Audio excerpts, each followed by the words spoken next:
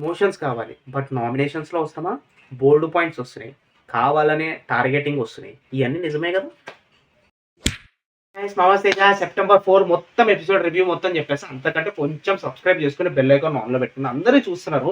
మీ update కోసమే కదా! కొంచెం సబ్స్క్రైబ్ చేసుకోండి. అంతకంటే ఫస్ట్ ఆఫ్ ఆల్ నాగమణికంఠ గురించి నేను చెప్పాలనుకుంటున్నా. తను ఎమోషనల్‌గా చాలా వీక్. ఆ టైంలో ఆ పాయింట్స్ చెప్పాల్సిన అవసరం లేదు. కానీ అంతకంటే డెఫినైట్‌లీ ఇది గుర్తుపెట్టుకోండి. తను ఈ సీజన్‌లో తనే షైన్ అయితాడు.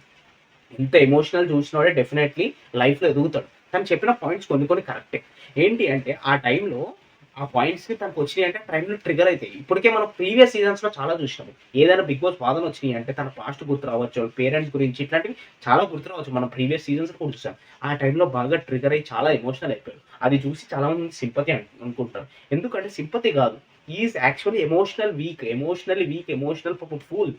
కానీ డెఫినెట్‌లీ తనకి ఎమోషన్స్ అన్నీ పక్కన పెట్టేసుకొని ఓన్లీ గేమ్ కోసమే వచ్చింది. నా పాస్ట్ అంతా వదిలేసి, ఆ పాస్ట్ అంతా తనకు గుర్తున్న గేమ్ కోసమే ఆడితే you will be shine. You will be the definitely Big Boss top 5 కంటెస్టెంట్స్‌లో తను ఉంటాడు. ఎందుకంటే పాపం తన పాస్ట్ వినంగానే ఆటోమేటిక్‌గా వచ్చేస్తా ఉంటాయి.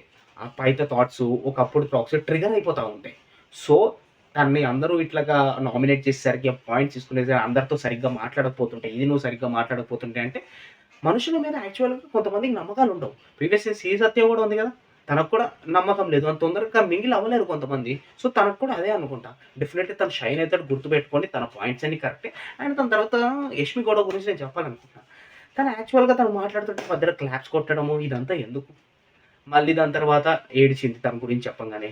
మళ్ళీ ఓకే. తను ఇట్లా చెప్తే, ఇలా చెప్తే ఆ టాపిక్ గురించి తను ఇంకా ఎమోషనల్ అయిపోతాడనా? తను ఆ టైంలో క్లాప్స్ కొట్టడం కూడా ఎందుకో కరెక్ట్ కాదనిపించింది. తన గురించి తను నామినేట్ చేస్తుంటే, వీళ్ళిద్దరూ మాట్లాడుకుంటే పక్క నుంచి తను క్లాప్స్ కొట్టడం ఏంది? అది కరెక్ట్ కాదనిపించింది. And after that Aditya Om ఉన్నాడు. అసలు ఆదిత్య ఓం అసలు ఇంట్లో ఉన్నాడా? నాకు అర్థం కావట్లేదు. అసలు వచ్చినప్పటి నుంచి అసలు ఆదిత్య ఓం అయితే నాకు అసలు కనపడతలేదు. బిగ్ బాసే కావాలని స్క్రీన్ పేస్ తగ్గిస్తున్నాడా?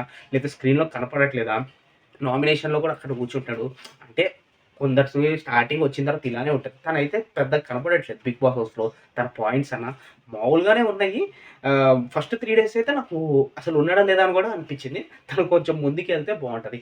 అండ్ ఇంకా 'పృథ్వీరాజ్' గురించి చెప్పాలి. అండ్ 'పృథ్వీరాజ్' గురించి చెప్పాలంటే పాయింట్స్ ఎలా తీస్తాడు కామ్ సైలెంట్ ఉన్నాడు.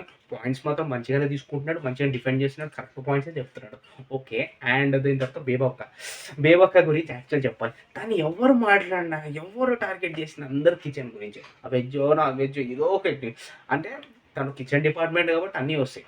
కిచెన్ డిపార్ట్‌మెంట్ అంటే అంత ఈజీ కాదు. చెయ్యాలి అంటే, ఇది చేయాలి అంటే అంత ఈజీ కాదు. అందరికీ తన మీద తొందరగా నామినేషన్ పాయింట్స్ వచ్చినది కిచెన్. డెఫినెట్‌లీ కిచెన్ పాయింట్స్ వస్తాయి. ప్లస్ చాలా మందికి ఫస్ట్ వీక్‌లో ఎవరు ఎలిమినేట్ అయితారో కూడా కొన్ని కొన్ని థాట్స్ వస్తాయి. అండ్ దాని తర్వాత సోనియా గురించి చెప్పాలనుకుంటున్నా. సోనియా పాయింట్స్ అన్నీ నాకు బోల్డ్‌గా అనిపిస్తాయి. ఫైర్‌గా అనిపిస్తాయి. కానీ ఎంత బోల్డ్‌గా ఫైర్‌గా అన్నా అటు తిప్పి, ఇటు తిప్పి, అటు అటు ఆ పాయింట్స్, ఈ పాయింట్స్ తెచ్చి అన్నీ చెప్తదనిపిస్తది.